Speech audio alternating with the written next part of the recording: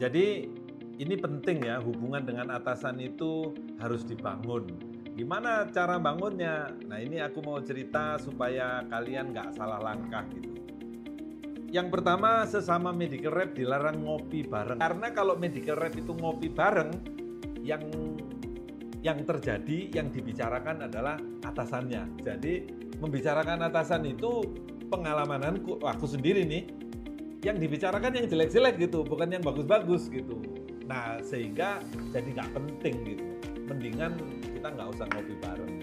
Tapi pertanyaannya sebetulnya siapa sih yang harus meng-approach, siapa yang harus mendekat kalau kita ini dalam satu tim, ada atasan, kita area manager, kita medical rep. Siapa yang harus mendekat?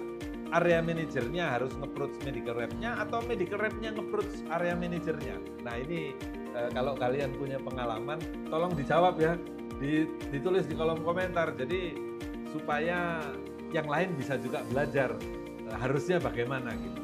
Ini pengalaman aku. Pendekatan kepada atasan itu penting ya. Jadi saran aku berdasarkan pengalaman kita sebagai medical reps yang harus melakukan pendekatan kepada area manager. Dan itu nggak ada ruginya gitu. Dekatilah, sama kayak mendekati customer supaya area manager itu percaya, maksudnya kita bisa membangun kepercayaan karena dalam tim itu kan harus saling percaya, harus kompak. Nah, kalau kita sudah mulai membuka diri untuk meng-approach atasan, artinya kan hasilnya harusnya kita dekat gitu. Nggak ada rasa sungkan. Ya tetap kita respect itu harus.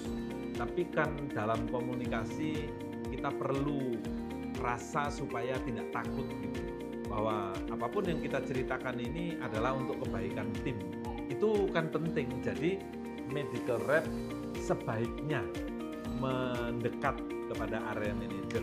Maksudnya mendekat itu adalah membuka diri supaya kalau dikasih nasihat itu diterima dengan baik gitu. Karena biar bagaimanapun atasan itu selalu lebih berpengalaman dibanding kita. Atau kan dia atasan. Atasan itu kan nggak dipilih satu orang. Atasan itu dipilih banyak orang di head office sana, sehingga mungkin penilaian 1-2 orang itu lebih dari cukup gitu.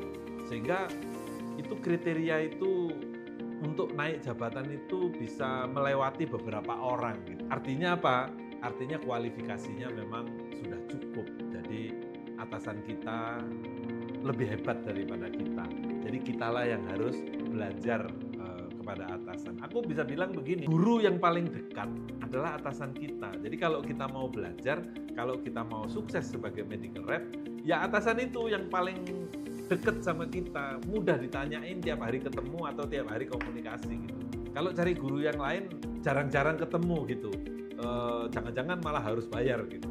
Tapi kalau dengan atasan enggak loh, apapun yang disampaikan oleh atasan untuk kita, itu semuanya baik sebetulnya.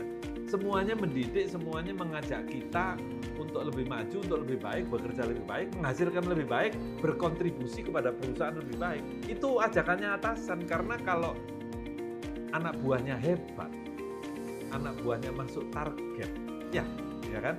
Anak buahnya semua masuk insentif, dapat bonus. Apa yang terjadi sama atasannya gitu? Atasan itu tidur nyenyak, tenang hidupnya, nyaman perasaannya gitu, nggak ada beban. Tapi kalau ada sub area yang nggak masuk target, itu sebetulnya atasan itu nggak enak gitu. Kok bisa ya? Padahal aku sudah ngomong, kan ngomongnya sama sub area A, sub area B, sub area C. Kalau meeting aku ngomong yang sama, tapi mereka bisa hasilnya berbeda.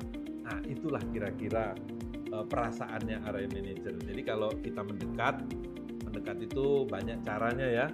Bisa dengan bertanya, bos, sub area saya itu begini situasinya, kan?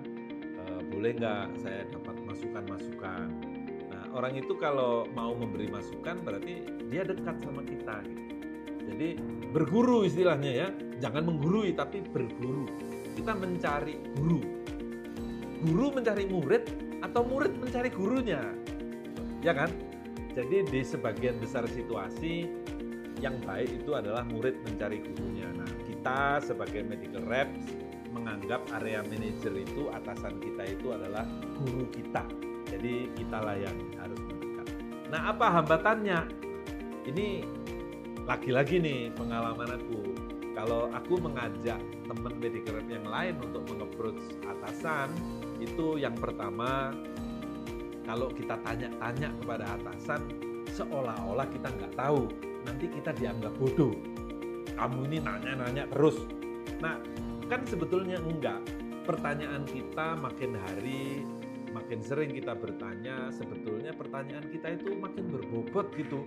Jadi kita menanyakan hal-hal yang penting. Ya memang pertama-tama kelihatannya pertanyaan sepele-sepele, pertanyaan remeh-temeh. Tapi semakin sering kita diskusi, maka kita bisa bertanya yang semakin berbobot. Apalagi kalau kita ikut memahami bagaimana peran area manager itu. Kita belajar kan untuk mengetahui bagaimana atasan kita itu berperan di perusahaan. Itu penting untuk dipelajari. Jadi jangan tunggu jadi area manager terus saya belajar apa yang dikerjakan area manager. Sebelum jadi area manager, kamu sebagai medical rep harus berguru. Aku berguru kepada atasanku. Nah, hambatan yang lain itu biasanya kan sungkan. Kan karena dia bos, aku anak buah. Masa aku yang harus approach? Iya. Ya kan? Iya. Ngajak ngopi. Ya kita ngajak ngopi. Biasanya kalau aku dulu, aku yang ngajak ngopi, tapi yang bayar bos. Itu untungnya jadi anak buah, itu bos bayar.